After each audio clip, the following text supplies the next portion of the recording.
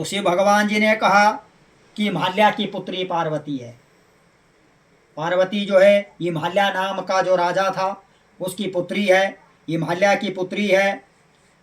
और हिमालय पर्वत पर इस व्रत को किया है। इस वृतांत मैं तुमसे कहूँगा। पार्वती ने पूछा, हे नाथ, मैंने क्यों यह व्रत किया, मैंने किस लिए यह व्रत किया, सब आपके मुख से मैं सुनना चाहती हूँ। तो शिव शंकर भगवान जी ने कहा, भारतवर्ष में, जो हमारा देश है भारतवर्ष है, भारतवर्ष के उत्तर की ओर एक बड़ा रमणीय और पर्वतों से श्रेष्ठ हिमवाहन नामक का पर्वत है। और उसके आसपास तरह तरह के भूमियाँ हैं, तरह तरह के वृक्ष हैं। कैलाश पर्वत भी हमारे उत्तरी के भारत में पड़ता है। और उसमें कहा गया है कि तरह तरह के वृक्ष हैं, वृक्षों पर लगे हुए नाना प्रकार के पक्षी हैं, अनेक प्रकार के पशु उस पर निवास करते हैं।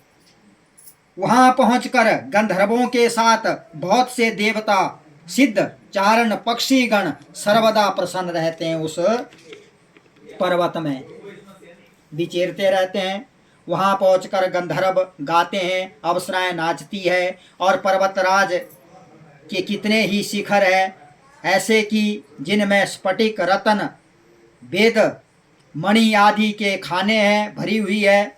और यह पर्वत बहुत ऊंचा है, तो इतना अधिक है कि मित्र के घर की तरह समझकर आकाश का स्पर्श किया करता है, आकाश की ओर लग जाता है। वो आकाश को छूने की क्षमता रखता है।